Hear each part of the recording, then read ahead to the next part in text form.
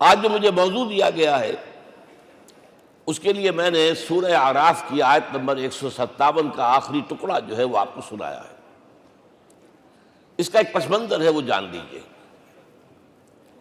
آپ کو معلوم ہے کہ جب حضرت موسیٰ بنی اسرائیل کو لے کر مصر سے نکلے ہیں، اس کے بعد مرحلہ آیا کہ اللہ تعالیٰ نے حضرت موسیٰ کو کوہ طور پر طلب فرمایا تورات عطا کرنے کے لیے۔ ان کی غیر حاضری میں ایک فتنہ کھڑا ہوا اور کچھ لوگوں نے ایک بچڑا بنا کر اس کی پرستش شروع کر دی بنی اسرائیل میں سے، سامری کا بنایا ہوا بچڑا۔ جب حضرت موسیٰ واپس آئے انہوں نے یہ دیکھا تو بہت غضبناک ہوئے، اور پھر اللہ تعالیٰ کے حکم سے فیصلہ ہوا کہ 12 قبیلوں میں سے جن لوگوں نے بھی یہ شرک کیا ہے ان کو انہی قبیلوں کے لوگ خود قتل کریں۔ کئی ہزار اسرائیلی قتل ہوئے۔ یہ بہت بڑا یوں سمجھیے کہ پرج ہوا ہے اس قوم کے اندر۔ اس کے بعد پھر مزید اللہ تعالیٰ کی خدمت میں استغفار کے لیے حضرت موسیٰ علیہ السلام اپنے 70 بڑے بڑے سردار جو تھے 12 قبیلوں کے ان کو لے کر حاضر ہوئے۔ وہاں انہوں نے استغفار کیا اور ایک دعا کی، پروردگار وَاكْتُبْ لَنَا حَسَنَةً فِي الدُّنْيَا وَالْآخِرَةِ، ہمارے لیے نیکی کا اندراج کر دے، دنیا میں بھی آخرت میں بھی۔ جواب ملا اللہ تعالیٰ کی طرف سے، دیکھو عذاب تو میں جس کو چاہوں گا دوں گا، اور ویسے میری رحمت ہر شے کے ساتھ موجود ہے، ہر شے کا وجود میری رحمت سے ہے، لیکن ایک میری خاص رحمت ہے جو میں لکھ رکھوں گا ان لوگوں کے لیے جو میرے نبی امی آخری رسول ان پر ایمان لائیں گے صلی اللہ علیہ وسلم۔ وہ جب آئیں گے اور وہ نیکی کا حکم دیں گے، بدی سے روکیں گے، پاکیزہ چیزوں کو حلال قرار دیں گے، ناپاک چیزوں کو حرام قرار دیں گے، نوع انسانی کے اوپر جو بوجھ تھے جو اس وقت ہوں گے ان کو اتاریں گے۔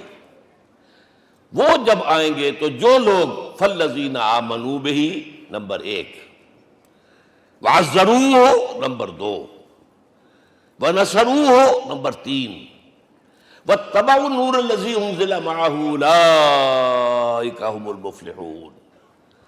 جو لوگ ان پر ایمان لائیں گے ان کی تعظیم اور توقیر کریں گے، ان کی مدد کریں گے، اور جو نور ان کے ساتھ نازل کیا جائے گا یعنی قرآن، اس کی پیروی کریں گے، وہ ہوں گے جو فلاح پانے والے ہوں گے، میری خصوصی رحمت سے حصہ ان کو ملے گا۔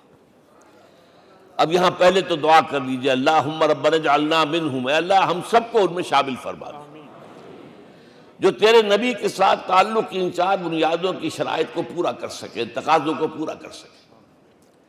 اب ذرا ان میں سے ایک ایک کو لیجئے۔ ایمان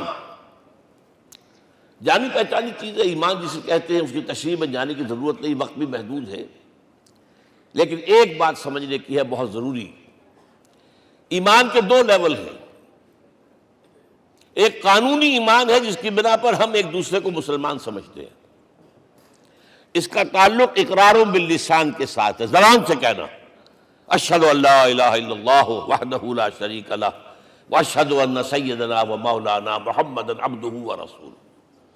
کوئی ہندو تھا، سکھ تھا، پارسی تھا، عیسائی تھا، یہ کلمہ کہے اور اسلام میں آ گیا۔ لیکن یہ زبانی کلامی ایمان جو ہے یہ انسان کی سیرت و کردار پر اثر انداز نہیں ہو سکتا۔ یہی وجہ ہے آج ہم دیکھ رہے ہیں مسلمان ہی جھوٹ بھی بول رہا ہے، مسلمان ہی بے ایمانی بھی کر رہا ہے، مسلمان ہی خیانت بھی کر رہا ہے، مسلمانوں کے لیڈر بلینز کی خیانت کر رہے ہیں۔ یہ کون ہے؟ سب مسلمان ہیں۔ وہ اس کی وجہ کیا ہے کہ ہم صرف قانونی مسلمان ہیں اور ہمارا ایمان قانونی ایمان ہے۔ اس کے لیے اسلام کا لفظ قرآن میں آیا ہے سورہ حجرات میں، قالت الاعراب آمنا قل لم تؤمنوا ولکن قولوا اسلمنا۔ اے نبی یہ بدو کہہ رہے ہیں ہم ایمان لے آئے، ان سے فرما دیجئے تم ہرگز ایمان نہیں لائے ہو، یوں کہو کہ ہم مسلمان ہو گئے ہیں۔ ولما يدخل الایمان فی قلوبکم، ابھی تک ایمان تمہارے دلوں میں داخل نہیں ہوا۔ بہرحال اللہ کا شکر ہے اس نے ہمیں مسلمانوں میں پیدا کر دیا، ورنہ ہم میں سے کتنے ہوتے اگر کہیں اور پیدا ہو گئے ہوتے تو نعمت اسلام سے بھی ہم بہرہ ور ہو سکتے، کیا کہہ سکتے۔ اصل ایمان ہے جب وہ دل میں داخل ہو جائے، یقین بن جائے۔ اسی لیے بچپن میں یاد کیا ہوگا ایمان مجمل، آمنت باللہ کما ہوا باسمائہ و صفاتہ وقبلت جمیع احکامہ اقرار باللسان و تصدیق بالقلب۔ جب تصدیق بالقلب ہوگی تو اب اس کے تقاضے جو ہیں عملی پیدا ہوں گے۔ ان تقاضوں میں سے ایک میں 2 حدیثوں کے حوالے سے آپ کے سامنے رکھ رہا ہوں۔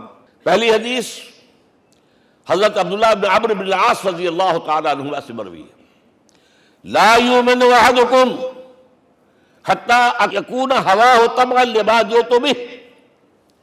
دیکھو تم میں سے کوئی شخص مومن نہیں ہو سکتا جب تک کہ اس کی خواہش نفس تابع نہ ہو جائے اس شریعت کے، اس قانون کے، اس ہدایت کے جو میں لے کر آیا ہوں۔ اگر عملاً تابع نہیں ہوئے تو حقیقتاً مومن نہیں ہو۔ دل میں جھانکو، Do I really believe that Muhammad is the prophet of Allah? Do I really believe that Quran is the word of God? کبھی جھانکیے گا اندر، جواب ملے گا صحیح آپ کو۔ کیا کنوکشن ہے؟ کنوکشن ہو اور پھر حضور کی پیروی نہ ہو، حضور کے احکام کی پابندی نہ ہو، اللہ کے قوانین کی پابندی نہ ہو، کیسے ممکن ہے؟ حضور تو فرماتے ہیں صلی اللہ علیہ وسلم، ایک ایسی بد اخلاقی اور کج خلقی پر صرف اسے کوئی گناہ کبیرہ بھی نہیں کہیں گے۔ فرمایا ایک مرتبہ واللہ لا یؤمن، واللہ لا یؤمن، واللہ لا یؤمن، خدا کی قسم فلاں شخص مومن نہیں ہے، خدا کی قسم فلاں شخص مومن نہیں ہے، خدا کی قسم فلاں شخص مومن نہیں۔ صحابہ کانپ گئے، کون بدبخت ہے جس کے بارے میں فرمایا جا رہا؟ پوچھا گیا من یا رسول اللہ؟ جواب سنیے اور اپنے غریب حالوں میں جھانکیے۔ وہ شخص الذی لا یامن جارہ بوائقہ، وہ شخص جس کی شرارتوں کی وجہ سے اس کا پڑوسی چین میں نہیں ہے، امن میں نہیں ہے، وہ مومن نہیں ہے، خدا کی قسم نہیں ہے، خدا کی قسم نہیں ہے۔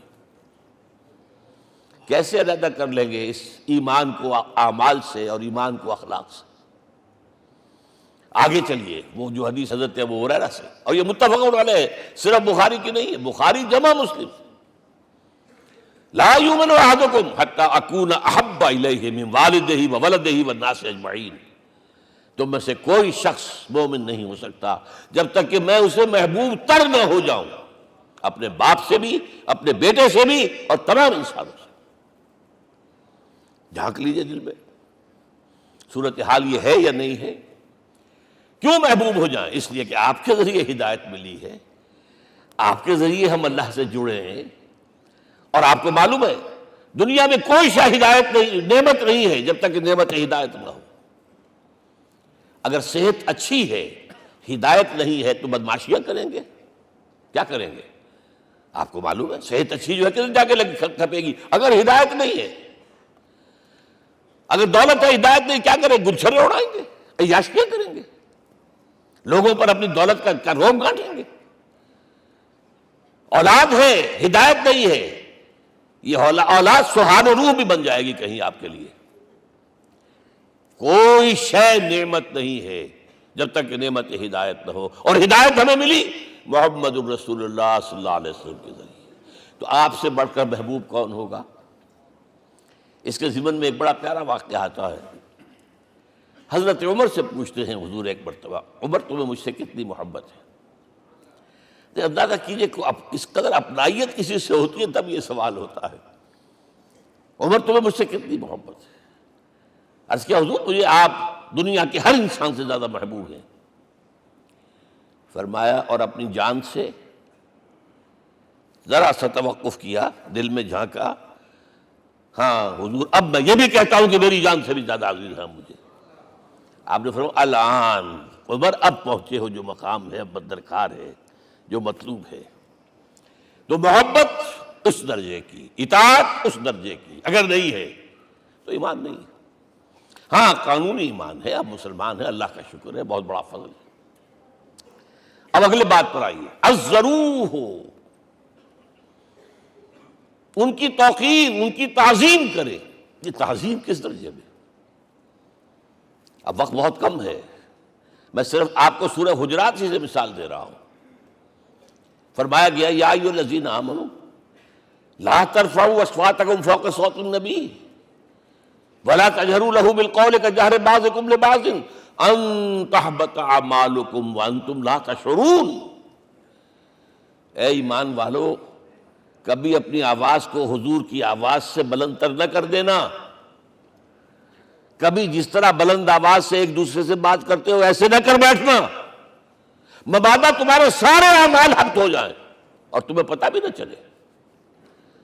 تم تو کہو گے میں نے کوئی گناہ کبیرہ تو نہیں کیا، میں نے کوئی ڈاکہ نہیں ڈالا، چوری نہیں کی، کوئی زنا نہیں کیا، کوئی شراب نہیں پی، لیکن یہ سوء ادب لا ترفعوا اصواتکم فوق صوت النبی ولا تجہروا لہ بالقول کجہر بعضکم لبعض ان تحبط اعمالکم وانتم لا تشعرون. یہاں ایک میں عملی بات بھی آپ کے سامنے رکھ دوں. صحابہ کے بارے میں تو بات سمجھ میں آ گئی کہ اپنی آوازیں پست رکھیں. ہم کیسے کریں؟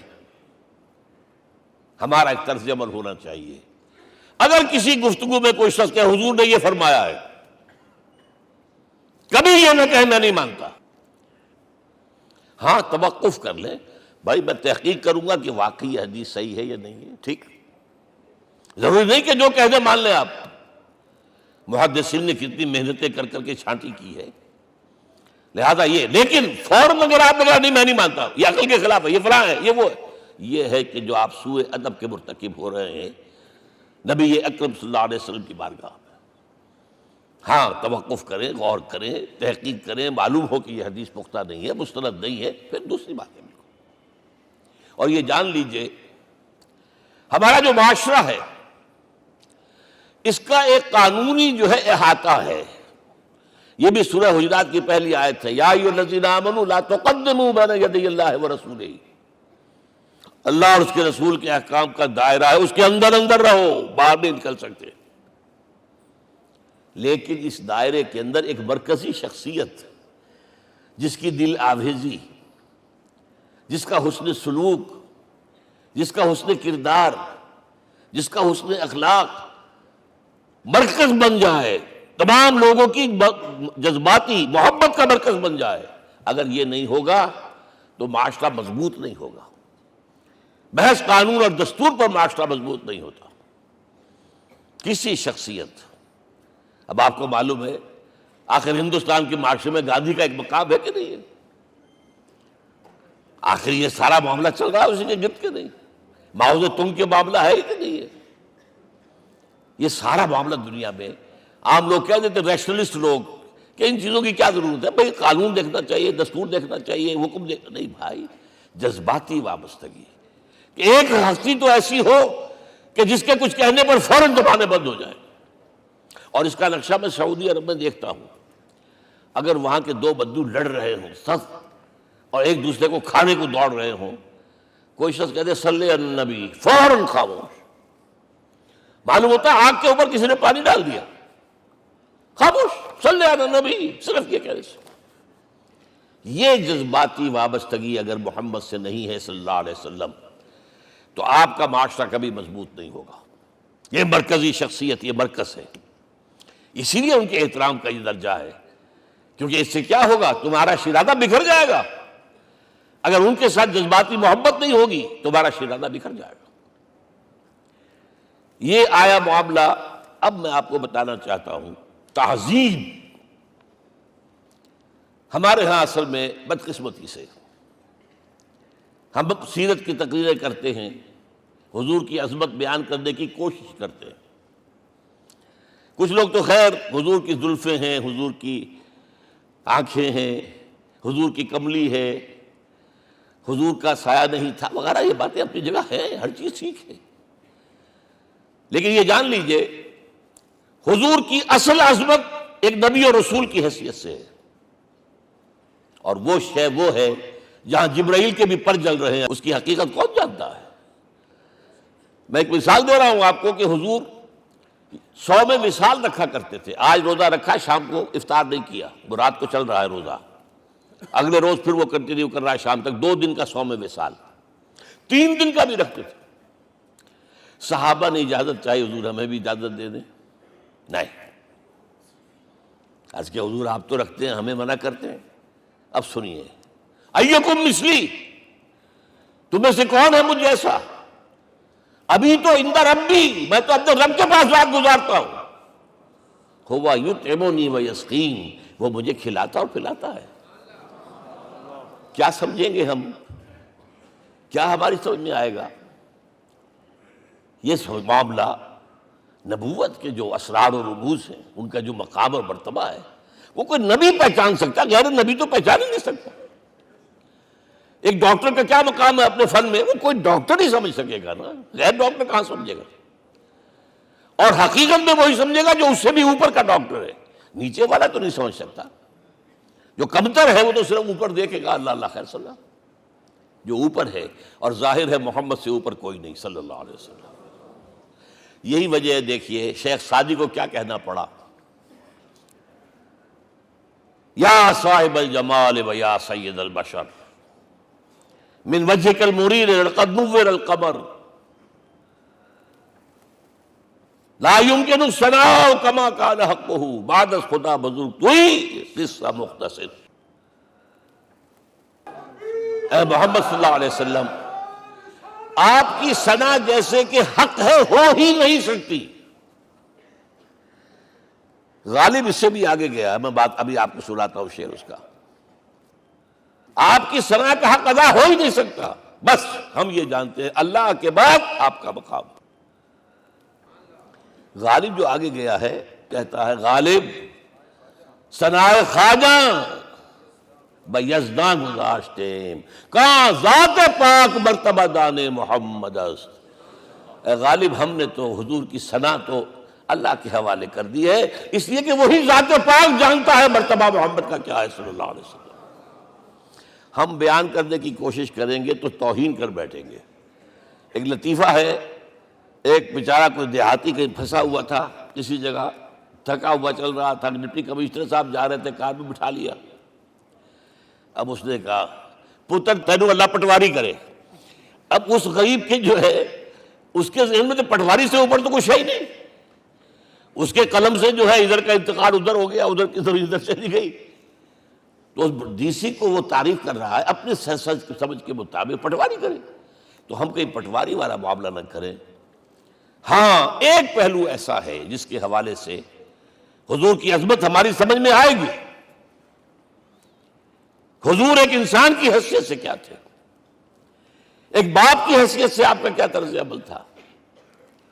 ذرا یاد کیجئے، جگر گوشہ رسول حضرت فاطمہ بطول رضی اللہ تعالیٰ عنہ وہ حاضر ہوتی ہے، ابا جان دیکھیے چکی پیس پیس کر یہ گھٹے پڑ گئے میرے ہاتھ میں، یہ کنویں سے پانی لاتی ہوں، مشکیزیں کہ یہاں پر بندیاں پڑ گئی۔ حضور اب تو عام لوگوں پر بھی آسانیاں ہیں، لوگوں کے ہاں غلام آ گئے ہیں، کنیزیں آ گئی ہیں، مال و دولت آ گئی ہے، مجھے بھی کوئی غلام کنیز عطا ہو جائے۔ اور آپ کو معلوم ہے یہ لخت جگر نور چشم محمد کی سب سے پیاری بیٹی صلی اللہ علیہ وسلم، کوئی شک نہیں اس میں، فاطمہ، کیا بیتی ہوگی حضور کے قلب پر۔ لیکن فرمایا، کیا بیٹی یہ دنیا کی چیزیں ہماری لیے نہیں ہیں، میں تمہیں اس سے بہتر شے دیتا ہوں۔ تسبیح فاطمہ ہر نماز کے بعد 33 مرتبہ سبحان اللہ، 33 مرتبہ الحمدللہ، 33 مرتبہ اللہ اکبر کہہ لیا کرو۔ لیکن سوچ لیجئے دل پر کیا گزری ہوگی صلی اللہ علیہ وسلم۔ حضرت عائشہ سے پوچھئے، حضرت خدیجہ سے پوچھئے، حضور کیسے شوہر تھے، آپ سے زیادہ خواتین کے حق میں نرم، گھر کے کام کا جھاڑو دے رہے ہیں، کپڑے جو ہیں بوسیدہ انہیں سی رہے، گھر میں بیٹھے ہوئے یہ کام کرتے تھے۔ بہرحال ایک بات میں آپ سے عرض کروں، آپ انسان کی جس حیثیت کا بھی ذہن میں تصور کریں گے وہ ساری حیثیتیں محمد میں موجود ہیں صلی اللہ علیہ وسلم۔ محمد حاکم کی حیثیت سے بھی ہیں، محمد سپہ سالار کی حیثیت سے بھی ہیں، محمد قاضی القضات بھی ہیں، محمد ہیڈ آف دی اسٹیٹ بھی ہیں، محمد بیویوں والے بھی ہیں، اولاد والے بھی ہیں، محمد 5 وقتہ امام بھی ہیں، جمعے کے خطیب بھی ہیں، مدرس قرآن بھی ہیں، مربی بھی ہیں، مزکی بھی ہیں، اور ہر میدان میں بلند ترین مقام۔ کوئی ایسی جامع شخصیت ملے گی؟ ہمارے ہاں تو حال یہ ہے کہ جو خطیب صاحب ہوتے ہیں وہ 5 وقتہ نماز کیسے پڑھا سکتے ہیں؟ ان کا تو اونچا مقام ہے۔ 5 وقتہ نماز کے لیے تو علیحدہ چاہیے امام آپ کو، اور وہاں بھی ایک امام سینئر ہوگا، وہ عشاء مغرب اور فجر پڑھائے گا، ایک جونیئر ہوگا بیچارہ، وہ جو خاموش نماز ہے وہ پڑھائے گا۔ 5 وقتہ نماز پڑھا رہے ہیں محمد صلی اللہ علیہ وسلم، اور خطیب بھی وہی ہے، مربی بھی وہی ہے، مزکی بھی وہی ہے۔ ہمارے ہاں جو لوگ تزکیہ نفس کے میدان میں ہیں وہ پھر جماعت کبھی نہیں کراتے، کبھی نہیں دیکھا ہوگا آپ نے کسی صاحب کو کراتے ہوئے۔ یہ جامعیت جو ہے، جامعیت کبریٰ۔ میں صرف ایک بات کہا کرتا ہوں، ایک اعتبار سے حضور کا اسوہ نامکمل ہے۔ آپ مجھے سوء ادب کا مرتکب نہ قرار دے دیں، اسوہ کیا ہے؟ عورت کے لیے اس کی اپنی نسوانی زندگی کے لیے اسوہ آپ میں نہیں ہے۔ آخر نصف انسانیت ہے، اسے بھی اسوہ چاہیے۔ یہ ہے جس کی وجہ سے حضور نے شادیاں کی ہیں زیادہ۔ خواتین کے لیے اسوہ حضور کے ازواج مطہرات ہیں، اور ان میں سب سے بڑھ کر جو بالکل یوں سمجھیے کہ آغاز کے اندر نوجوانی میں آ گئی ہیں حضور کی خدمت میں، نہایت ذہین و فطین، انہوں نے پھر عورت کی زندگی کے لیے حضور کا جو طرز عمل تھا وہ انہوں نے بیان کیا نا۔ اس لیے سورہ احزاب کے اندر اس کا تذکرہ ہے، جہاں یہ آتا ہے لقد کان لکم فی رسول اللہ اسوۃ حسنہ، وہیں پر یا نساء النبی لستن کاحد من النساء، اے نبی کی بیویوں تم عام عورتوں کے مانند نہیں ہو، تمہیں تو اسوہ بننا ہے امت کے لیے۔ اب اس سے اگلا قدم میں بڑھا رہا ہوں آگے، اور اس کے ساتھ جڑ جائے گی تیسری بات۔ تیسری بات کیا ہے؟ وَنَصَرُوهُ، اس کی مدد کریں صلی اللہ علیہ وسلم۔ پہلی بات تو یہ نوٹ کیجئے، حضور انتہائی غیور انسان تھے، انتہائی غیور۔ یہ کہا جاتا ہے کہ اگر حضور گھوڑے اس میں سوار ہوتے تھے اونٹ پر، اور آپ کا کوڑا نیچے گر گیا، تو آپ یہ کسی سے نہیں کہتے تھے کہ ذرا یہ میرا کوڑا مجھے پکڑا دینا، یہ بھی گوارا نہیں تھا۔ آپ اونٹ بٹھا کر نیچے اتر کر اپنا کوڑا خود اٹھاتے تھے۔ کسی سے اپنے ذاتی کام کے لیے کوئی مدد مانگنا امکان ہی نہیں۔ بلکہ ایک واقعہ تو وہ ہے جب بھی میں تذکرہ کرتا ہوں میری آنکھوں میں آنسو آ جاتے ہیں۔ یہ ہجرت کے وقت کا واقعہ ہے۔ آپ کو معلوم ہے حضور نے تمام مسلمانوں کو مکے سے جانے کی اجازت دے دی، چلے جاؤ مدینے، چلے جاؤ مدینے، آپ خود تھے موجود، اس لیے کہ رسول اپنے مقام کو نہیں چھوڑ سکتا وداؤٹ ایکسپریس پرمیشن فرام اللہ سبحانہ وتعالی۔ اب حضرت ابوبکر پوچھ رہے ہیں حضور اجازت آ گئی؟ نہیں آئی، آ گئی نہیں آئی، دن گزر رہے ہیں۔ حضرت عائشہ کی روایت ہے کہ ایک روز ہم نے دیکھا دوپہر کے وقت آ رہے ہیں حضور، کپڑے سے اپنا سر جو ہے ڈھانپا ہوا ہے۔ عرب میں دوپہر کے وقت وزٹ کرنا جو ہے یہ ان کے خلاف دستور ہے، ان کی تہذیب کے خلاف، یہ قیلولے کا وقت ہوتا۔ تو حیران ہوئے، آتے ہی فرمایا ابوبکر ہجرت کی اجازت ہو گئی۔ اب انتہائی خوشی سے اور بڑی امید میں کہ بڑی شاباش ملے گی، حضرت ابوبکر فرماتے عرض کرتے ہیں حضور میں نے 2 اونٹیاں تیار کر رکھی ہیں، خوب کھلا پلا کے انہیں فرما کیا ہوا ہے، یہ ہجرت میں ہمارے کام آئے گی۔ حضور تھوڑا سا توقع فرماتے ہیں، پھر کہتے ہیں اچھا ٹھیک ہے، ایک میں استعمال کروں گا لیکن میں اس کی قیمت ادا کروں گا۔ حضرت ابوبکر رو پڑے، حضور مجھ سے یہ مغایرت، سائے کے تناب کے ساتھ رہنے والا، اس سے یہ مغایرت، ذرا سے اشارے پر اپنی کم سن بیٹی پیش کر دی نکاح کے اندر، اس سے یہ مغایرت، رو پڑے۔ لیکن حضور کی اپنی غیرت تھی، میں قیمت دوں گا۔ اب بتائیے مدد کا کہ یہ درکار تھی؟ مدد تھی ان کے مشن کے لیے۔ مشن 2 حصوں میں تھا، اس کو جانیے، آج کچھ علمی باتیں آ رہی ہیں۔ حضور کے مشن کے 2 حصے، ایک ابتدائی جو تمام انبیاء اور رسول کا تھا، ایک تکمیلی جو صرف محمد کا ہے۔ صلی اللہ علیہ وسلم۔ ابتدائی کیا ہے؟ اللہ کی طرف دعوت، تبلیغ۔ جو دعوت قبول کر لیں ان کے لیے بشارت، بشیر کہ تمہارے لیے آخرت میں جنت ہے، نعمتیں ہیں۔ رد کر دیں ان کے لیے نذیر، خبردار کرنے والے، جہنم کے لیے تیاری کر لو۔ داعی اللہ، اللہ کی طرف بلانے والے، سراجا منیرا، روشنی کے چراغ۔ یہ حیثیت مشترک ہے تمام انبیاء کرام۔ تمام انبیاء بشیر بھی تھے، نذیر بھی تھے، داعی بھی تھے، سراج منیر بھی تھے، اگرچہ ان تمام حیثیتوں میں بھی حضور کا سب سے اونچا مقام علیحدہ نمایاں ہے، لیکن حیثیت بنیادی طور پر مشترک۔ ایک حیثیت تکمیلی، اور وہ کیا ہے؟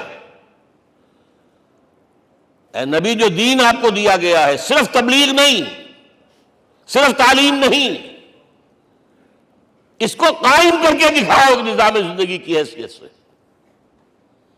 3 مرتبہ قرآن میں یہ الفاظ حضور کے لیے آئے ہیں، هو الذی ارسل رسولہ بالہدی ودین الحق لیظہرہ علی الدین کلہ۔ 3 دفعہ سورہ توبہ میں یہ الفاظ آئے، سورہ صف میں یہ الفاظ آئے، سورہ فتح میں یہ الفاظ آئے۔ وہی اللہ جس نے بھیجا ہے اپنے رسول کو صلی اللہ علیہ وسلم، الہدی قرآن حکیم، ہدایت کاملہ، اور نمبر 2 دین حق۔ یہ 2 چیزیں دے کر بھیجا، کس لیے؟ تاکہ اس دین کو غالب کرے پورے نظام زندگی پر۔ یہ معاملہ ذرا سوچئے، اور یہ حضور کے لیے 3 دفعہ، اور کسی اور نبی کے لیے 1 دفعہ بھی نہیں۔ قرآن مجید کے اس نقطے کو ذہن نشین کر لیجیے۔ اصل میں یہ کیا ہے؟ اسے ہم یوں کہیں گے، ایک ہے نبوت و رسالت، ایک ہے تکمیل نبوت و رسالت۔ ہمارے ہاں ختم نبوت کے اوپر تو زور دیا گیا ہے، اور صحیح دیا گیا ہے، ایمان کا ہمارا جز ہے۔ حضور کے بعد کسی نے بھی دعویٰ کیا نبوت کا، وہ جھوٹا، کذاب، دجال۔ جس نے مانا وہ بہرحال دائرہ اسلام سے خارج ہے، اور جو بھی کچھ ہوا کرے وہ۔ یہ چونکہ قانونی بات تھی، اس لیے اس کا حق ادا کیا علماء کرام نے۔ واقعہ ہے کہ اس میں کوئی کمی نہیں رکھی، لیکن حضور کی فضیلت اس میں نہیں ہے۔ فرض کیجئے کہ نبوت چلی آ رہی تھی ہموار طور پر، ایک جگہ آ کے ختم ہو گئی، تو فضیلت کون سی ہوئی؟ نہیں، نبوت و رسالت تدریجاً ترقی کرتے ہوئے اپنے نقطۂ عروج کو پہنچ کر ختم ہوئی۔ یہ ہے فضیلت۔ اب آپ سوچئے، الہدیٰ دیا گیا حضور کو، تو کیا تورات میں ہدایت نہیں تھی؟ سورہ اعراف کی آیت ہے، سورہ مائدہ کی، انا انزلنا التوراۃ فیہا ھدی ونور۔ ہم نے نازل کی تھی تورات، اس میں ہدایت بھی تھی، نور بھی تھا۔ ہم مانتے ہیں اللہ کی کتاب تھی۔ وہی فرمایا ہے انجیل فیہا ھدی ونور، اس میں ہدایت بھی تھی، نور بھی تھا۔ پھر یہ الہدیٰ قرآن آیا۔ یہ کیا ہے؟ ہدایت نے درجہ بدرجہ ترقی کرتے ہوئے قرآن میں آ کر کامل ہو گئی، ہدایت کامل۔ وجہ کیا ہے؟ انسان کا شعور بھی تو درجہ بدرجہ بڑھا ہے۔ ایک وقت تھا ہمارا بچپن تھا، فکر کے اعتبار سے، سوچ کے اعتبار سے، علم کے اعتبار سے، ہمارے آباء و اجداد کبھی جو رہتے تھے غاروں کے اندر یا کبھی آئے ہیں تو کیا تھا ان کے پاس؟ اب اس وقت جو ہے کسی کو آپ پرائمری کے بچے کو پی ایچ ڈی ڈاکٹر رکھ دیجئے ٹیوٹر، تو کیا پڑھائے گا؟ پڑھائے گا تو وہی جو پرائمری کا بچہ سمجھ سکے۔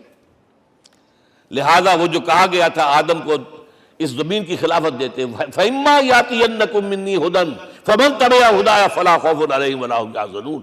یہ ہدایت رفتہ رفتہ آئے گی، آئے گی، آئے گی، آئے گی۔ اور یہ بات جان لیجئے، پروفیسر ڈاکٹر محمد شریف نے جو کتاب لکھی ہے فلسفے کی تاریخ پر، اس میں بتایا ہے کہ 1200 برس انسانی تاریخ کے بہت ہی پروڈکٹیو ہے فلسفیانہ فکر کے لیے۔ From 600 BC to 600 AD 1200 years, سارے فلسفے اسی میں پیدا ہوئے۔ سقراط، مختار، افلاطون، اور یہ سب نکل گیا، کنفیوشس بھی آ گیا، تاؤ بھی آ گیا، اور بدھ بھی آ گیا، جین بھی آ گیا، سب آ گئے، سب آ گئے۔ گویا کہ انسان جب کچھ سوچ سکتا تھا، جتنا سوچ سکتا تھا سوچ چکا، اور یہ بھی سنا دوں، حضرت عیسیٰ نے کہا تھا اپنے حواریوں سے، ڈپارٹنگ جو میسج تھا، مجھے ابھی تم سے اور بھی بہت باتیں کرنی تھی لیکن تم ان کا تحمل نہیں کر سکو گے، جب وہ فارقلیت آئے گا صلی اللہ علیہ وسلم تو تمہیں سب کچھ بتائے گا۔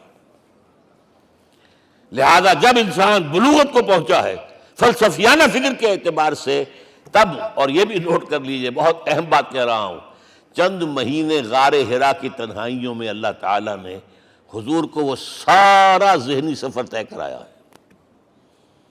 کیا کرتے تھے حضور جا کر غار حرا میں؟ کبھی سوچا آپ نے؟ اگر آپ یہودیوں میں پیدا ہوئے ہوتے تو یہودی طرز پر آپ عبادت کرتے، اگر کہیں عیسائیوں میں پیدا ہوتے تو عیسائیوں کی طرف پر آپ تو نہیں تھے، آپ تو پیدا وہ مشرکین میں شرک کرنے کا امکان ہی نہیں آپ کے لیے، تو کیا کرتے تھے؟ حدیث کے الفاظ یہ یتحنث فی، وہاں جا کر عبادت کرتے تھے۔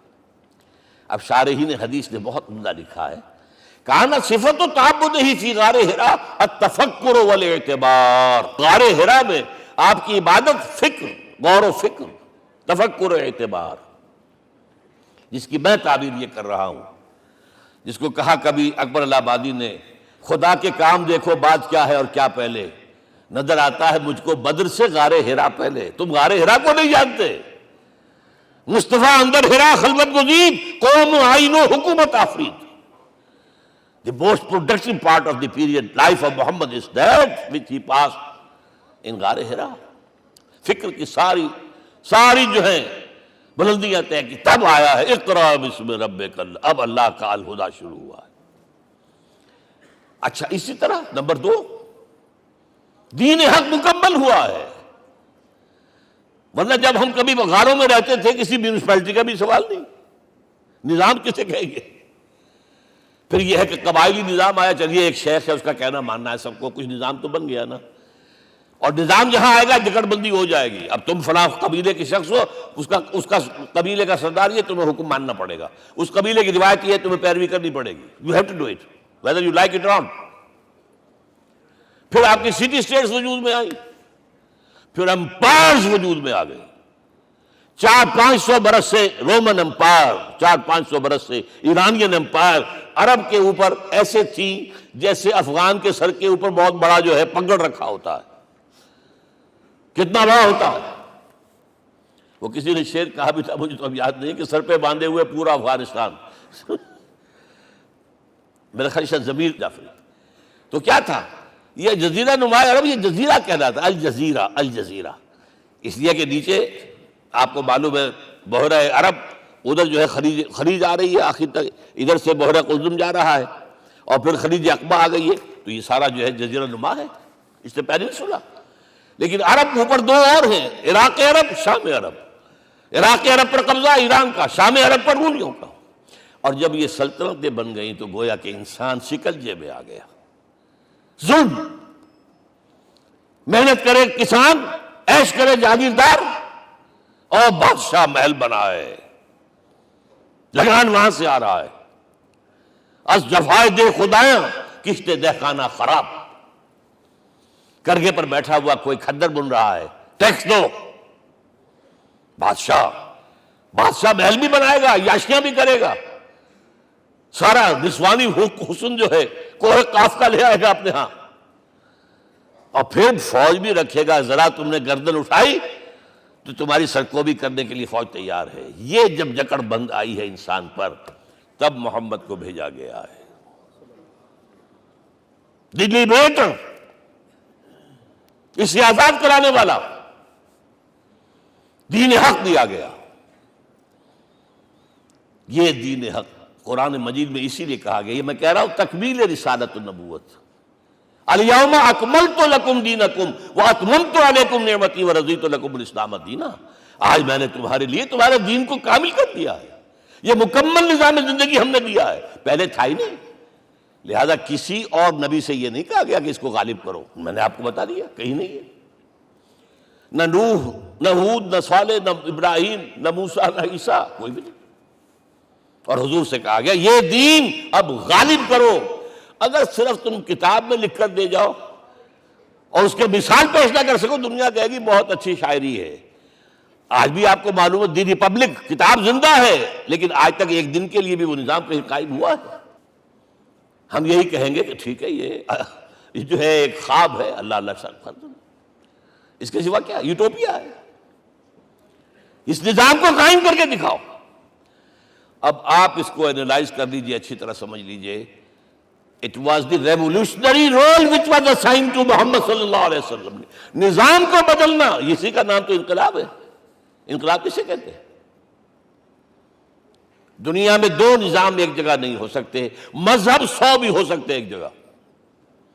مذہب لمیٹڈ ہے، آپ کی ذاتی زندگی، آپ کے کچھ عقائد ہیں، کچھ عبادات ہیں، کچھ رسومات ہیں، کچھ سوشل رائٹس ہیں، یہ ہے بس۔ تو یہ تو 100 بھی دے کین کو ایگزسٹ۔ امریکہ میں کتنے ہیں؟ مسلمان گئے مسجدیں بنا لی ہیں، ہندو گئے ہیں مندر بنا لیے ہیں، سکھ گئے ہیں ان کے جو گردوارے بنے ہوئے ہیں، سلوتے یعنی یہودیوں کے اور عیسائیوں کے تو بے شمار ہے ہی ہیں، لیکن ہے ہمہ مذہب۔ لیکن دین تو دو نہیں ہو سکتے، یا ڈیموکریسی ہوگی یا بادشاہت ہوگی، ایک تو دو تو نہیں ہو سکتے۔ یا کیپٹلزم ہوگا یا سوشلزم ہوگا، دو تو نہیں ہو سکتے۔ یا تھیوکریسی ہوگی یا ڈیموکریسی ہوگی، دو نہیں ہو سکتے۔ اور یہ بھی آپ کو معلوم ہے دنیا میں کہیں ویکوم نہیں ہے، نظام کے اعتبار سے کبھی نہیں رہا ہے، ہر ایک نظام موجود ہے۔ آپ کوئی دوسرا نظام لانا چاہتے ہیں، پہلے اس کو جڑ سے اکھیڑنا پڑے گا۔ گفت رومی ہر بنائے کوہنا کا آباداں کلند، تو نہ دانی اولا تعمیر راں ویرا کلند۔ رومی نے کہا ہے کہ دیکھو، اگر کوئی نئی تعمیر تمہیں کرنی ہو تو تم جانتے نہیں ہو پہلے پرانی تعمیر کو گرانا پڑتا ہے۔ پہلے آپ نظام جڑ سے کھینچ کر پھینکیں گے باہر، تب نظام لائیں گے نا۔ اور یہ ظاہر بات ہے جو نظام بھی ہے اس کے ساتھ ویسٹڈ انٹرسٹ ہے، اس کے ساتھ پریولیج کلاسز ہیں، دے وانٹ اسٹیٹس کو، وہ کوئی تبدیلی نہیں ماننے کو تیار، کیونکہ اسی نظام کی شاخوں پر تو ان کے گھونسلے بنے ہوئے، وہیں سے تو مفادات ان کے وابستہ ہے۔ لہذا نظام جو ہے بدلنے کے لیے جانیں دینی پڑتی ہیں، خون بہانا پڑتا ہے، جان جوکھوں کا کام کرنا پڑتا ہے، اس کے بغیر نظام نہیں بدلتا۔ اور محمد کا رول صلی اللہ علیہ وسلم، یہ ہے وہ عظمت محمد کی جو انسان نے پہچانی ہے۔ میں 3 گواہیاں آپ کے سامنے پیش کر رہا ہوں، 1 from the east, 2 from the west, 3 کئی ملوے ہے۔ یہی لاہور 1920، یہاں ایک بریڈلا ہال ہوتا تھا، اس بریڈلا ہال میں ایم این رائے کی ایک تقریر۔ And who was M N Roy? Personal friend of Lenin, member of the Communist International. He knew what revolution is، اور اس نے ہسٹوریکل رول آف اسلام تقریر کی لاہور کے اندر 1920 میں، اور اس نے کہا تاریخ انسانی کا عظیم ترین انقلاب وہ تھا جو محمد نے برپا کیا صلی اللہ علیہ وسلم۔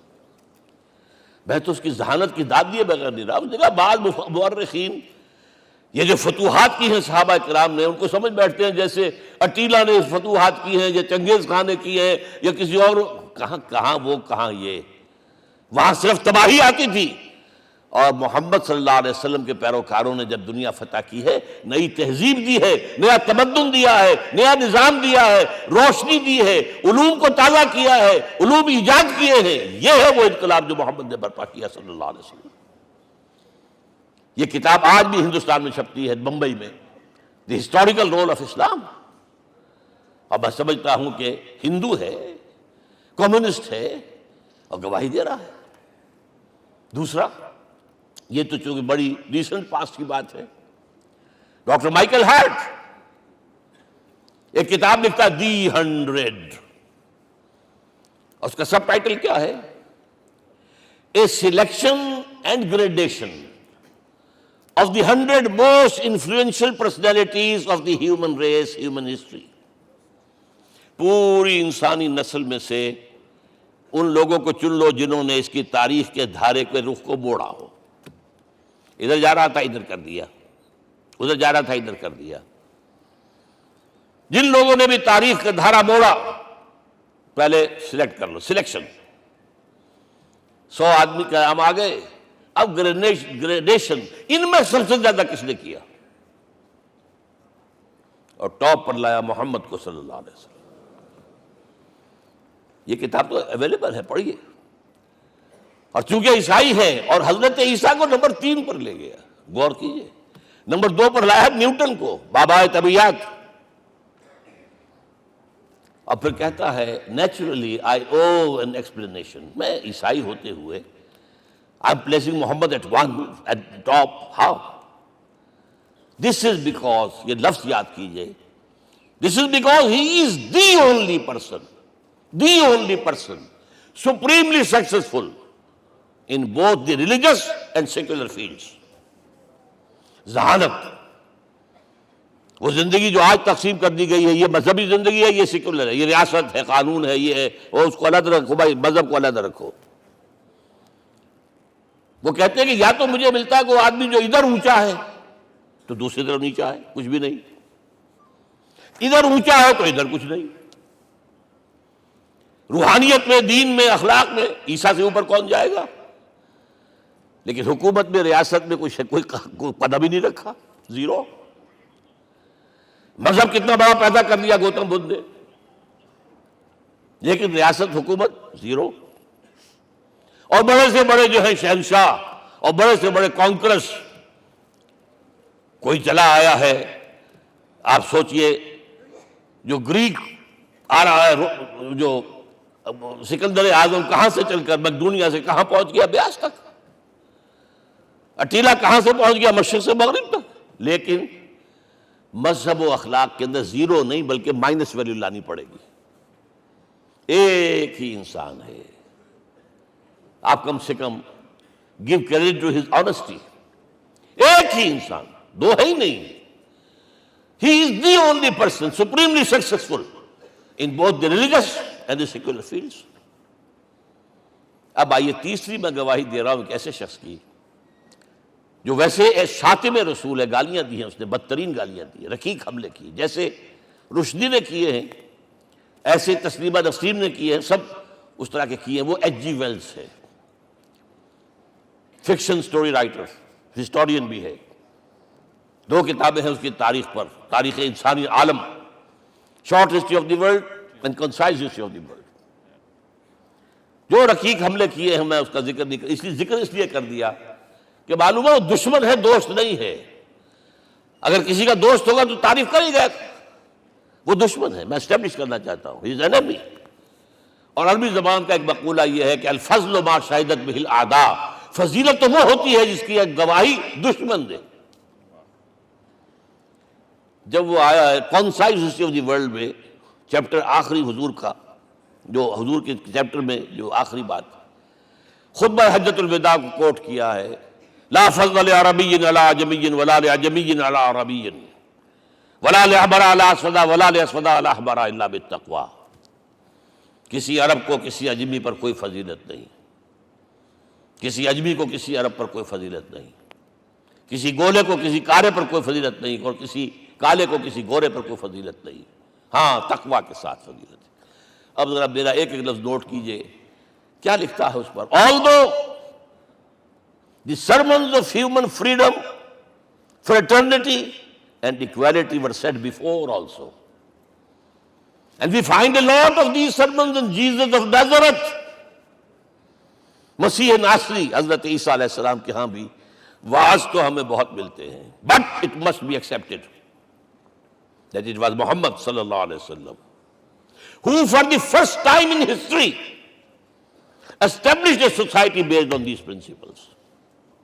انسانی حریت، اخوت، مساوات، اس کے وعظ کہنے تو بہت آسان ہے، تقریریں کرنی تو بہت آسان ہے، لیکن ان ویلیوز کو باقاعدہ اسٹیبلش کرنا ایک سوسائٹی میں ماننا پڑتا ہے، یہ اسے دینا پڑا ہے کریڈٹ جو بھی ہے۔ لیکن ایک بات نوٹ کر لیں، مبادہ کہیں آپ میرے بارے میں سوء ظن ہو جائے، تازہ ایڈیشن جو اب اویلیبل ہے اس میں سے یہ نکال دیے گئے ہیں۔ آج کے جو ان کے ایڈیٹرز ہیں ان کے حلق سے نیچے نہیں اتر رہے، اتنی بڑی حقیقت۔ آپ پنجاب لائبریری یا پبلک لائبریری سے جا کے پرانا ایڈیشن لیجئے، concise history of the world کے اندر آپ کو یہ الفاظ مل جائیں گے۔ Although the sermons of human fraternity, Freedom and equality were said before also. And we have a lot of these sermons in Jesus of Nazareth. But it must be accepted that it was Muhammad sallallahu alaihi wasallam who for the first time in history established a society based on these principles. اب یہ جو mission میں نے آپ کے سامنے رکھا، ایک بنیادی مشن قرآن کی تبلیغ کرو، تبلیغ کرو، تبلیغ کرو، تبلیغ کرو. یا ایھا رسول بلغ ما انزل الیک من ربک وان لم تفعل فما بلغت رسالتہ. نمبر 2، جو دین حق دیا اسے غالب کرو، قائم کرو، نافذ کرو، اس کی مثال پیش کرو دنیا کے سامنے. ان دونوں میں مدد درکار تھی محمد الرسول اللہ کو. جیسے حضرت مسیح نے کہا تھا، وَإِذْ قَالَ عِيسَىٰ ابْنُ مَرْيَمَ لِلْحَوَارِيِّينَ مَنْ أَنصَارِي إِلَى اللَّهِ، کون ہے میرا مددگار اللہ کی راہ میں. جیسے کہ اللہ فرماتے سورہ حدید میں، بڑی پیاری آیت ہے، بڑی ریولوشنری آیت ہے، بلکہ میں لفظ استعمال، بڑی ننگی انقلابی آیت ہے قرآن مجید کی. اتنا صاف اللہ تعالیٰ ہی سچ بول سکتا ہے، کوئی اور تو ضرور کہیں نہ کہیں اس کے اوپر کوئی کپڑا ڈال کے بات کرے گا. آیت نمبر 25 آف سورۃ الحدید، لقد ارسلنا رسلنا بالبینات، ہم نے اپنے رسولوں کو بھیجا واضح نشانیوں کے ساتھ، معجزات کے ساتھ. وَأَنزَلْنَا مَعَهُمُ الْكِتَابَ وَالْمِيزَانَ، ان کے ساتھ کتاب اتاری، شریعت اتاری، میزان اتاری، نظام اتارا. لِيَقُومَ النَّاسُ بِالْقِسْطِ، تاکہ لوگ عدل پر قائم ہوں. اس لیے کتاب کیوں بھیجی، رسول کیوں بھیجے، نبی کیوں بھیجے، وحی کیوں بھیجی؟ تاکہ لوگ عدل پر قائم ہوں. یہ اس سے بڑی آیت کوئی ہوگی؟ عدل اجتماعی، سوشل جسٹس. اب اگلا ٹکڑا پڑھیے، وَأَنزَلْنَا الْحَدِيدَ، ہم نے لوہا بھی اتارا ہے، فِيهِ بَأْسٌ شَدِيدٌ، اس سے اسلحہ بنتا ہے، جنگی قوت ہے.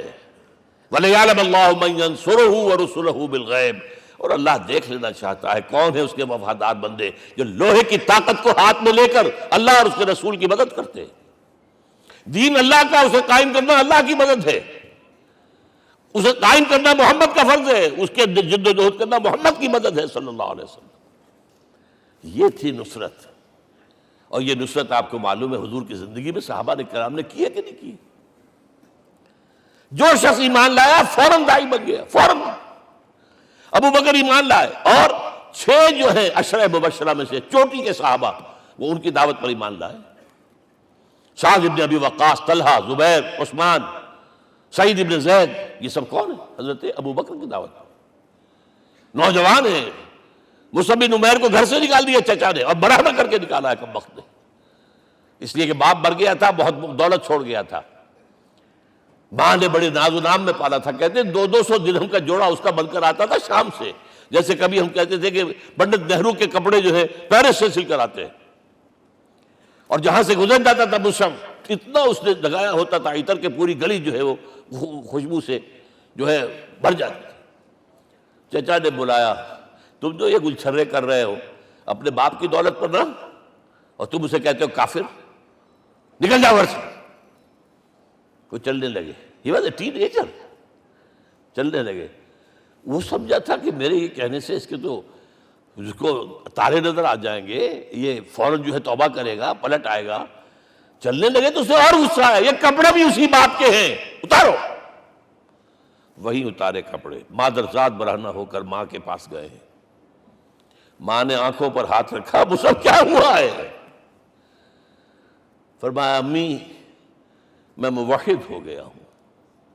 یہ ہے توحید. اور اب جا کر حضور کے دامن میں بیت ارقم میں اب ہمہ وقت کارکن ہے، قرآن اتر رہا ہے، پڑھ رہے ہیں، سمجھ رہے ہیں، قرآن اتر رہا ہے، یاد کر رہے ہیں. اور اس کے بعد جب کہا تھا مدینے والوں نے بیعت عقبہ اولیٰ پر کہ حضور ہمارے سے آپ کی ملاقات تو سال کے بعد ہی ہوگی، درمیان میں تو آپ کو معلوم ہے خونریزی ہے، کوئی قافلہ بچ کے نہیں آ سکتا، تو اب آپ ہمیں کوئی اپنا شاگرد دیجئے. مصعب بن عمیر کو حضور نے کہا جاؤ ان کے ساتھ. وہاں ان کا نام پڑ گیا المقری، پڑھانے والا، قرآن پڑھانے والا. 75 آدمی اگلے سال لے کر آ گیا ہے، اور اسی سے بیعت عقبہ ثانیہ ہوئی ہے، اور ہجرت کا راستہ کھل گیا. اور اس کو ایک دفعہ حضور نے دیکھا، مسجد کے دروازے کے سامنے سے گزر رہا تھا مصعب، پھٹا ہوا کمبل تھا جس میں پہلے لپیٹا ہوا تھا. حضور کی آنکھوں میں آنسو آ گئے. غزوہ احد میں شہید ہوا کس طرح؟ علم بردار تھا، ایک ہاتھ پر وار پڑا ہے، کٹ کے گر گیا، ایک ہاتھ سے تھاما، دوسرے پر بھی گر گیا، دونوں جو بچے ہوئے حصے تھے اس سے تھاما. پھر جب ختم ہو گئے اس کے بعد جو ہے جب دفن کر رہے تھے تو حضور کے سامنے پرابلم لایا گیا. مصعب کے جسم پر تو کوئی کپڑا ہی نہیں تھا سوائے ایک چادر کے، ایک دھوتی. اللہ اللہ خیر اللہ. اور شہید کا کفن ہوتا ہے اس کا اپنا لباس. حضور وہ اتنا چھوٹی ہے وہ چادر کہ پاؤں ڈھانپتے ہیں تو سر کھل جاتا ہے، سر ڈھانپتے ہیں تو پاؤں کھل جاتے ہیں. فرمایا سر کو ڈھانپ دو کپڑے سے اور پیروں پر گھاس ڈال دو. That was the last dress which Musab got. تو یہ لوگ جو تھے محمد رسول اللہ والذین معہ، یہ ساتھی حضور کے جنہوں نے حضور کے مشن میں آپ کا ساتھ دیا. اور ایک خاص مرحلے کا تو میں آپ کے سامنے ذکر ہی کر دوں، اس لیے کہ دین کی اقامت، دین کا غلبہ، اس میں تو جہاد اور قتال آئے گا لا محالہ. Nobody is going to allow you to change the system. اگر سسٹم بدلتا ہے تو اس کے ساتھ جو مفادات بدلتے ہیں وہ ختم ہو جاتے ہیں، جو پرولیجز ہیں وہ ختم ہو جاتے ہیں. لہذا جب غزوہ بدر کا مرحلہ آیا ہے، حضور نے مجلس شورا منعقد کی اور آپ نے جو وحی سے آپ کو بتا دیا گیا تھا، دیکھو ایک قافلہ آ رہا ہے شمال سے، مال غنیمت سے لدا پھدا ہے اور 50 صرف اس کے ساتھ محافظ ہیں. ایک لشکر آ رہا ہے جنوب سے ویل کانٹے سے لیس، اور اللہ نے وعدہ کیا ہے کہ ایک پر ضرور تمہیں فتح دے گا، بتاؤ کدھر چلے. یہ اصل میں کسی بھی سپہ سالار کے لیے وقت ہوتا ہے کہ اپنے ساتھیوں کے مورال کا اندازہ کرے. کچھ ہوں گے ہم جیسے کمزور بھی، انہوں نے کہا کہ حضور پہلے قافلے کی طرف چلے، آسانی سے فتح بھی ہو جائے گی اور ہتھیار مل جائیں گے ہمیں. ہمارے پاس تو ہتھیار بھی نہیں ہے، گنتی کے لوگوں کے پاس تلواریں بھی نہیں سب کے پاس، تو 50 آدمیوں کے ہتھیار تو ملیں گے، پھر لشکر سے نپٹ لیں. اب حضور کہہ رہے ہیں اشیرونی اشیرونی اشیرونی. حضرت مقداد بن اسود کھڑے ہوتے ہیں، حضور ہمیں موسیٰ کے ساتھی نہ سمجھیے جنہوں نے کہہ دیا تھا فَذَهَبْ أَنْتَ وَرَبُّكَ فَقَاتِلَا إِنَّا هَاهُنَا قَاعِدُونَ. ہم موسیٰ کے ساتھی نہیں ہیں، ہم آپ کے جانثار ہیں. آپ جو آپ کی نیت ہے آپ بسم اللہ کیجئے، ہم آپ کو کیا پتہ ہمارے ذریعے آپ کو اللہ تعالیٰ آنکھوں کی ٹھنڈک عطا فرمائے. حضور پھر فرمائے مجھے مشورہ دو، مجھے مشورہ دو. تب خیال آیا سعد ابن عبادہ رضی اللہ تعالیٰ عنہ کو، جو رئیس انصار تھے، ہو نہ ہو یہ ہماری طرف روئے سخن ہے. کیونکہ بیعت عقبہ ثانیہ جس کے نتیجے میں ہجرت ہوئی ہے اس میں طے یہ ہوا تھا کہ اگر یہ مکے والے مدینے پر حملہ آور ہوں گے آپ کو ختم کرنے کے لیے، ہم آپ کی حفاظت ایسے ہی کریں گے جیسے اپنے بیوی بچوں کی. اور ابھی مدینے پر حملہ ہوا نہیں ہے، حضور پری ایمپٹ کر رہے ہیں، باہر نکل کر مقابلہ کرنا چاہ رہے ہیں. تو گویا کہ انصار کور نہیں ہوتے اس کے اندر، اس لیے بار بار اشیرونی، مجھے مشورہ دو. اب سعد بن عبادہ کھڑے ہوتے ہیں، کانک تعنینا یا رسول اللہ صلی اللہ علیہ وسلم. اے اللہ کے رسول شاید آپ کا روئے سخن ہماری جانب ہے. فإنا آمنا بک وصدقناک، ہم آپ پر ایمان لا چکے ہیں، ہم نے آپ کی تصدیق کی، اب ہمارے پاس چوائس کون سا ہے؟ اگر آپ آگے چلیں ہم پیچھے چلیں گے، اگر برق الغماد تک پہنچیں گے ہم اپنی اونٹنیوں کو دبلا کر دیں گے. یمن کا آخری شہر جو ہے برق الغماد، اور اگر آپ ساحل سمندر پر کھڑے ہو کر اپنی سواری سمندر میں ڈالیں گے ہم بھی ڈال دیں.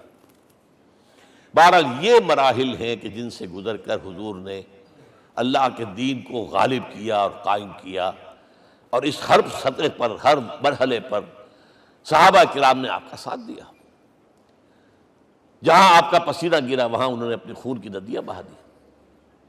محمد رسول اللہ والذین معہ اشداء علی الکفار رحماء بینہم.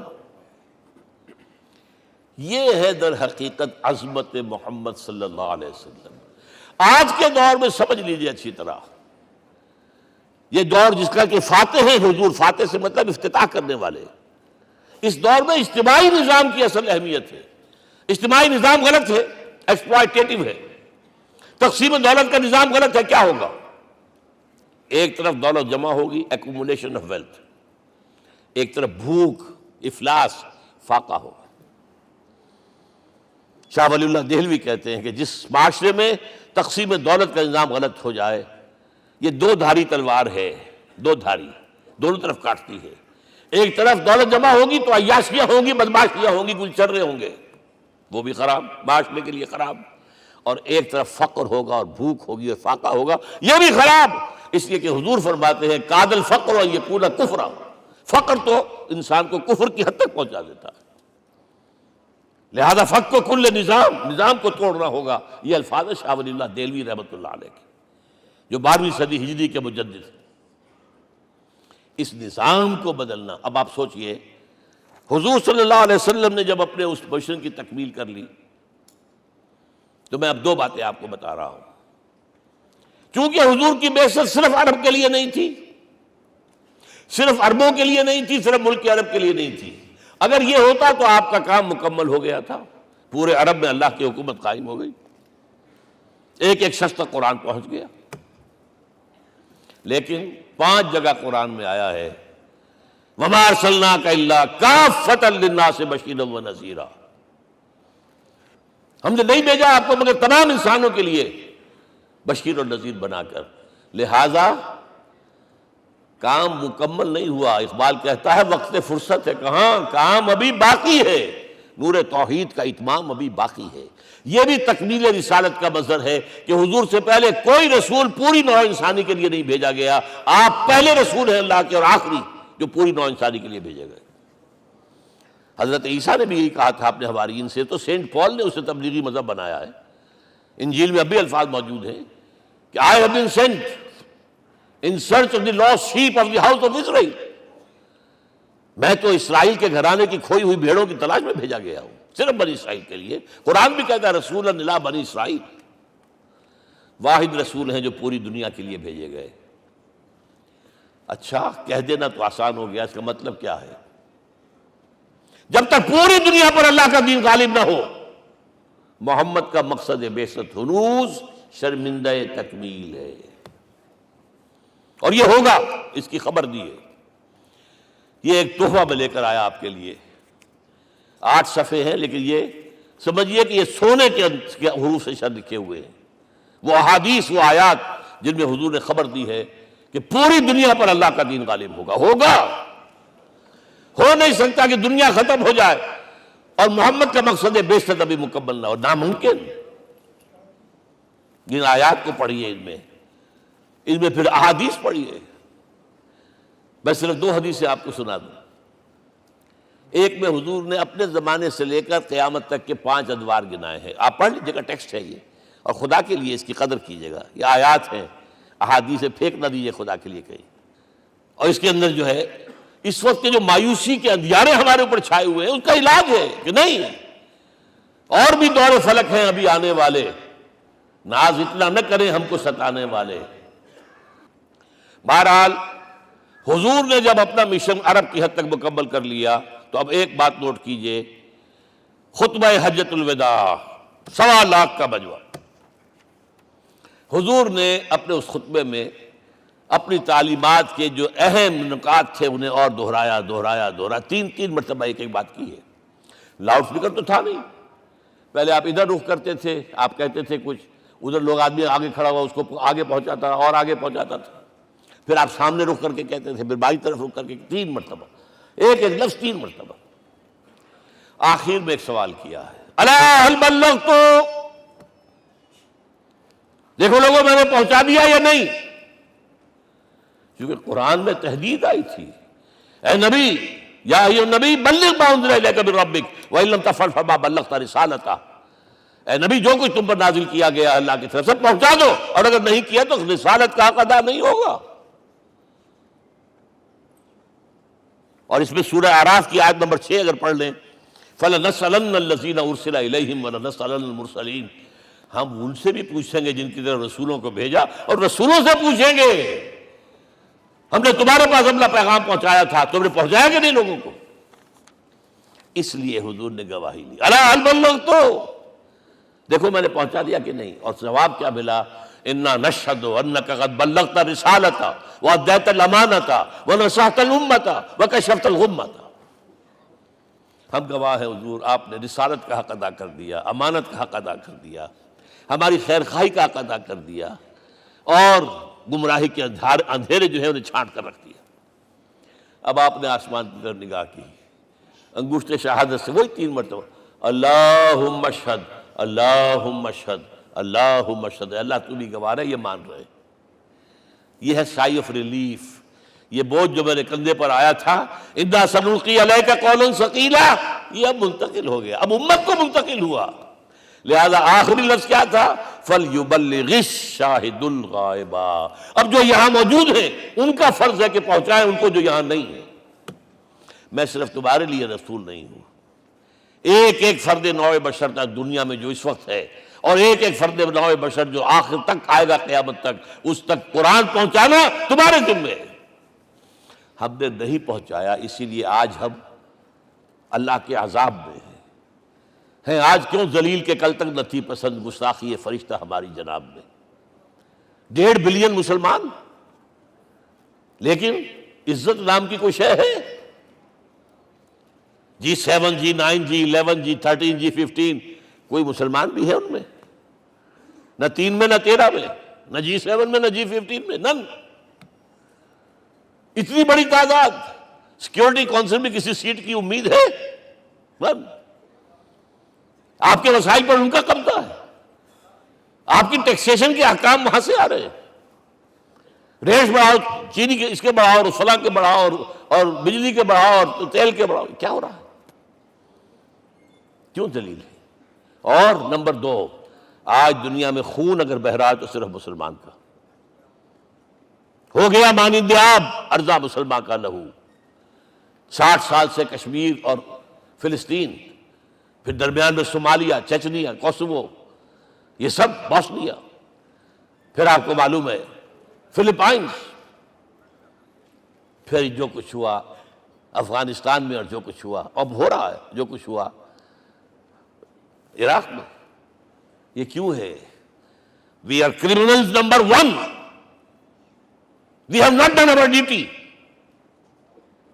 ہم نے قرآن کو اپنا امام نہیں بنایا، دوسروں کے سامنے کیا پیش کریں گے؟ ہمارا اپنا سارا نظام سود کے اوپر مبنی ہے۔ بہرحال پہلا فرض یہ ہے، اب اس کو پہنچاؤ، اور یہاں تک فرمایا بلغوا عنی ولو آیۃ، پہنچاؤ میری جانب سے چاہے ایک ہی آیت، preach on my behalf۔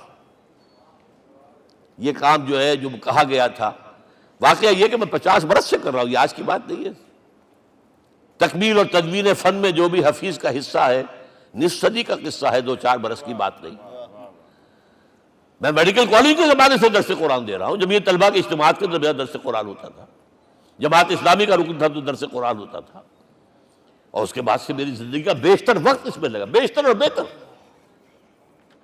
یہ حضور کا حکم ہے، پہنچاؤ میری جانب سے چاہے ایک ہی آیت پہنچاؤ۔ اچھا، نمبر 2، اب حکم دیا گیا، اس کی مثال میں دے رہا ہوں آپ کے سامنے۔ جب ایران کے ساتھ جنگ شروع ہوئی ہے تو سپہ سالار افواج ایران رستم نے وفد بلایا ایک، اے عربو، تم پہلے بھی ہم پر حملے کیا کرتے تھے، لیکن پہلے لوٹ مار کر کے واپس چلے جاتے تھے۔ یہ جان لیجئے، یہ ہسٹری کا ایک موقع ہے خاص،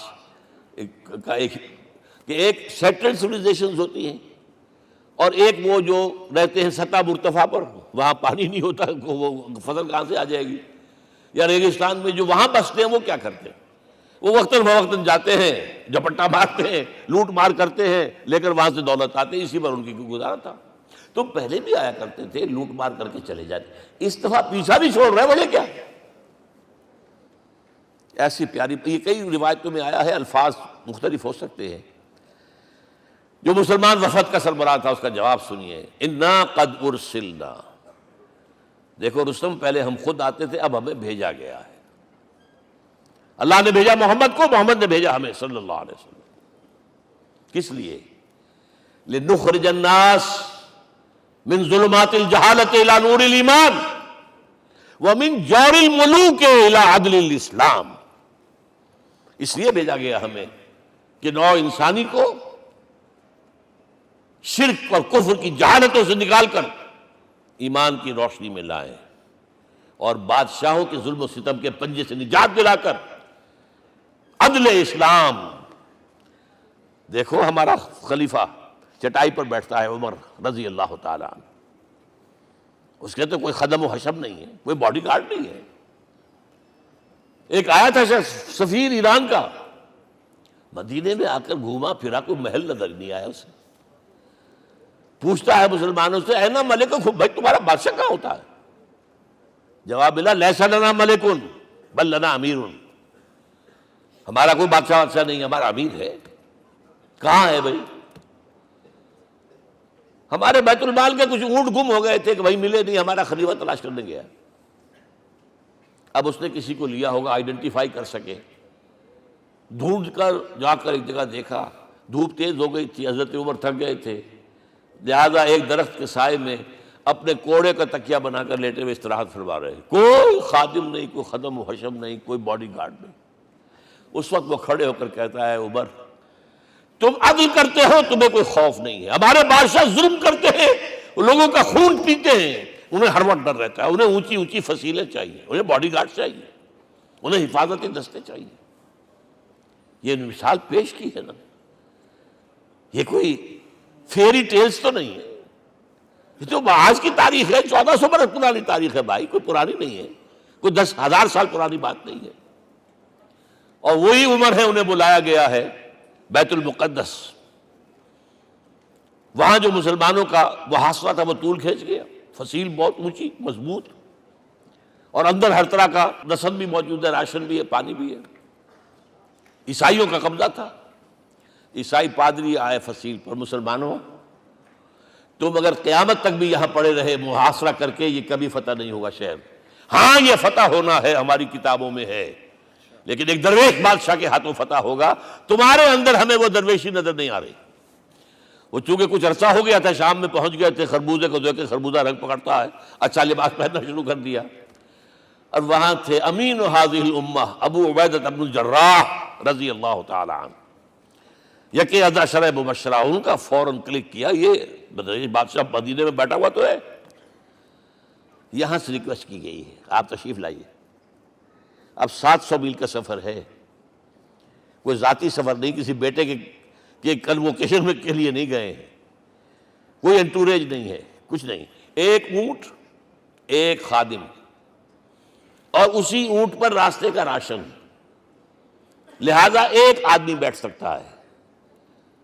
اب ایک منزل خلیفہ اوپر تشریف فرما ہے اور خادم ہاتھ پکڑ کر آگے چل رہا. اگلی منزل خادم اوپر بیٹھا ہے اور خلیفہ ہاتھ پکڑ کے آگے چل رہا ہے. جب آخری منزل آئی ہے تو باری ہو گئی اس خادم کی. اس نے ہاتھ جوڑ دیے، خدا کے لیے لوگ دیکھیں گے، مجھے ماریں گے، تمہیں شرم نہیں آئی؟ خلیفۃ المسلمین جو ہے وہ آگے آگے تمہارے چل رہے تھے، تم براجمان تھے. حضرت عمر نے ڈانٹ پلائی، دوڑو نہیں، باری تمہاری ہے. وہ بیٹھا ہوا اوپر، حضرت عمر پنکیل پکڑ کر آ رہے ہیں، اور بیچ میں کہیں کیچڑ آ گیا تھا، جوتیاں بھی ہاتھ میں پکڑی ہوئی ہیں. اب وہاں آتے ہی انہیں لے جایا گیا فصیل کے سامنے. انہوں نے اوپر سے اپنی کتابیں دیکھیں، ہاں یہی ہے درویش بادشاہ. یہ فتح نہیں ہوا تھا یروشلم، یہ ایک صلح کے طور پر انہوں نے دیا ہے، کھول دیا، آ جاؤ. اور انہوں نے شرط رکھوائی تھی کہ کہیں یہاں یہودیوں کو آباد نہیں ہونے دیں گے آپ. حضرت عمر نے اتنی رعایت کی تھی یہودیوں کے لیے کہ وہ یہاں آئیں، اپنے مقدس مقامات کی زیارت کر کے جا سکتے ہیں، لیکن یہاں سیٹل نہیں ہو سکتے. اس لیے وعدہ تھا. یہ وعدہ جو ہے سلطان عبدالحمید خان تک چلا ہے. بڑی سے بڑی رشوت پیش کی تھی زائرنسٹ نے، تمہارے سارے قرضے ہم ختم کر دیں گے، تم جو ہے ہمیں فلسطین میں آباد ہونے کا حق دے دو. نہیں، جو معاہدہ عمر کا تھا اس میں کوئی ترمیم نہیں کر سکتا. تو یہ مثالیں ہیں جو پیش کی گئی ہیں. میں تو کہا کرتا ہوں، جب میں نے پڑھا تھا کہ کرنل جمال عبد الناصر کی بیٹی سائیکل پر جاتی ہے کالج، چون لائی کی بیٹی بھی سائیکل پر کالج جاتی ہے، احساس ہوا تھا عظمت ہے نا آخر، چاہے وہ کسی غیر میں ہو. اور واقعہ یہ ہے کہ میں بیان کرنے سے رہ نہیں سکتا. جب میں نے لال بہادر شاستری کے بارے میں سنا، he had no house in the whole of India. یہ تو بھارت کی ڈیموکریسی کا ایک معجزہ ہے. A person who doesn't own a house in the whole length and breadth of India, and he rose to the position of Prime Minister. ہمارے ہاں کسی میونسپلٹی کا جو ہے ممبر نہیں بن سکتا، اس کی بیوی اپنے گھر میں خود کھانا پکاتی تھی، کوئی ملازم نہیں تھا۔ اور جب ہارٹ اٹیک ہوا ہے تاشقند میں، تو وہ جو مرتے دم بات کی ہے اس نے ماتا جی سے کی ہے، بیوی سے نہیں کی۔ یہ ہماری مشرقی روایات ہیں، ماں کا مقام۔ لیکن یہ تمام مثالیں جو ہیں، پوری نوع انسانی 10 مرتبہ پیدا ہو کر ختم ہو جائے، حضرت عمر والی مثالیں نہیں لا سکتے۔ رات کو گشت کر رہے ہیں، ایک جگہ سے رونے کی آواز آئی، معلوم ہوا کہ بچے ہیں، بھوکے ہیں، رو رہے ہیں۔ ماں سے پوچھا گیا کیا معاملہ ہے، کہ کیا کروں، کچھ نہیں ہے، میں نے یہ آنڈی چڑھا دی ہے، چولہے کے اوپر آگ جلا دی ہے، بچوں سے کہا کچھ پک رہا ہے، ذرا انتظار کرو، سو جائیں گے۔ کانپ گئے، ایسے گئے سیدھے بیت المال، آٹے کی بوری اپنے غلام سے کہا میرے کندھے پر رکھ، میں لے چلتا ہوں۔ نہیں، قیامت کے دن تم میرا بوجھ نہیں اٹھا سکو گے۔ اپنے کندھے پر بوری رکھ کر لائے ہیں، کھانا پکوایا، کھلایا بچوں کو۔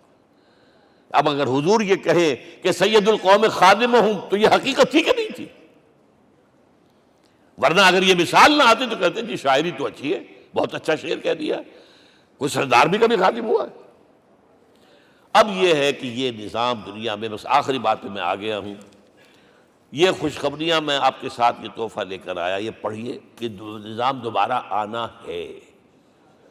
محمد کی پیشن گوئی غلط نہیں ہو سکتی، وہ صادق المصدوق صلی اللہ علیہ وسلم۔ اگرچہ ابھی ہمیں اور سزائیں ملنی ہیں، اور سخت سے سختر سزائیں آنی ہیں۔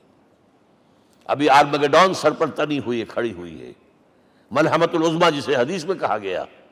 آرمگڈون پتہ نہیں آپ نے کبھی سنا ہے کہ نہیں سنا ہے؟ یہ بائبل کی آخری کتاب جو ریولیشن جان ہے، اس میں ہے کہ ایک بہت بڑی جنگ ہوگی، گریٹر اسرائیل بنانے کے لیے بہت بڑی جنگ ہوگی، and you set the stage has been set for that۔ NATO تیار اسی کے لیے ہو رہا ہے دوبارہ۔ کس لیے؟ نیٹو چیف سے پوچھا گیا تھا کہ تمہارا دشمن جو تھا USSR تو ختم ہوا، گھٹنوں کے بل پڑا ہوا ہے، اب کس کے لیے اس کو ایکسٹینڈ کر رہے ہو اور آرگنائز کر رہے ہو؟ اب ہمیں مسلم فنڈامنٹلسٹ سے نمٹنا ہے۔ یہ ہے وہ کروسیڈ جو شروع ہوئی۔ یہودی اور عیسائی نیو کنزرویٹوز، نیو کونس، یہ دونوں جڑے ہوئے ہیں، ایک 5 پوائنٹ ایجنڈا ہے ان کا جس پر دونوں کا اتفاق ہے۔ تو ابھی ہم پر بڑے برے وقت آنے ہیں، ہمیں سزائیں ابھی اور ملنی ہیں، لیکن tables will be turned۔ دنیا میں اللہ کا دین قائم ہوگا، چاہے ابھی اور اپس اینڈ ڈاؤنز آئیں گے، لیکن ہوگا، لیکن ہوگی، وہ وقت آئے گا اللہ کا دین قائم ہوگا پوری دنیا میں۔ ایک حدیث میں آپ کو سنانے چلا تھا، حضرت ثوبان سے رضی اللہ تعالیٰ عنہ، مسلم شریف کی روایت ہے۔ حضور نے فرمایا ان اللہ زوالی الارض، اللہ نے میرے لیے پوری زمین کو لپیٹ دیا۔ فرائیت مشارقہا و مغاربہا، میں نے اس کے سارے مشرق دیکھ لیے، سارے مغرب دیکھ لیے۔ وَإِنَّ أُمَّتِي سَيَبْلُغُ مُلْكُهَا مَا زُوِّئَ لِي مِنْهَا، میری امت کی حکومت ان تمام علاقوں پر قائم ہو کر رہے گی جو اللہ نے زمین کو لپیٹ کر مجھے دکھا دیے۔ یہ ہونا ہے، and that is going to be the end of this world۔ Armageddon بھی آ جائے گی، پہلے ملحمۃ العظمیٰ بھی آئے گا، سزائیں بھی ملیں گی، بالآخر وہ ہوگا۔ لیکن آخری بات، میرے اور آپ کے لیے مسئلہ لمحہ فکریہ کیا ہے؟ میں اور آپ کہاں کھڑے ہیں؟ Are we on the side of Allah or on the side of America؟ بہرحال یہ تو جو اپس اینڈ ڈاؤنز آنے ہیں، میرے اور آپ میں سے ہر شخص کے سوچنے کی بات یہ ہے، یہ تو انقلاب تو آئے گا، حضور کے ذریعے سے آیا، کچھ لوگ حضور کے ساتھی بن گئے، ان کی دنیا بن گئی، آخرت بن گئی، قیامت میں کے بعد جو کچھ ملنا ہے اللہ تعالیٰ روح و ریحان و جنت النعیم۔ کچھ رہ گئے کہ چاہے سگا چچا تھا محروم رہ گئے، ابو لہب۔ آج بھی یہ قافلہ ادھر چل رہا ہے۔ اقبال نے بالکل ٹھیک کہا ہے کہ دنیا کو ہے پھر مار کا روح و بدن پیش، تہذیب نے پھر اپنے درندوں کو ابھارا، اللہ کو پامر دیے مومن پہ بھروسہ، ابلیس کو یورپ کی مشینوں کا سہارا۔ اور صحیح کہا ہے، آخری بات جو کہہ رہا ہوں، ایک نقطہ میرا رہ گیا ہے، وَاتَّبَعُوا النُّورَ الَّذِي أُنزِلَ مَعَهُ، چوتھی بات، اور یہ کہ وہ لوگ جو اس نور کا اتباع کریں گے کہ جو ان کے ساتھ نازل کے قرآن، اس لیے کہ قرآن ہی ذریعہ ہے، آلہ انقلاب ہے۔ قرآن انسانوں کو بدلتا ہے، افراد کو، افراد مل کر جماعت بن کر وہ جو انقلاب برپا کرتے. بٹ انڈیویجول چینج، اقبال کے الفاظ میں چوں بجا در رفت جہاں دیگر شود، یہ قرآن اگر کسی کے باطن میں اتر جاتا ہے تو اس کے اندر انقلاب آ جاتا ہے. He is a change person from within واتبعوا النور الذی انزل معہ. لیکن آخری دور کے بارے میں یہ چند اشعار سنا رہا ہوں. شب گریزاں ہوگی آخر جلوہ خورشید سے، یہ چمن معمور ہوگا نغمہ توحید سے، ہو کر رہے گا. اور پھر دلوں کو یاد آ جائے گا پیغام سجود، پھر جبیں خاک حرم سے آشنا ہو جائے گی. اور آنکھ جو کچھ دیکھتی ہے لب پہ آ سکتا نہیں. میں وہ حیرت ہوں کہ دنیا کیا سے کیا ہو جائے. آب روان کبیر تیرے کنارے کوئی دیکھ رہا ہے کسی اور زمانے کے خواب. وہ زمانہ آنا ہے، لیکن دیکھنا یہ ہے کہ میرا اور آپ کا اس میں کتنا حصہ ہے. اقول قولی ھذا واستغفر اللہ لی ولکم ولسائر المسلمین والمسلمات.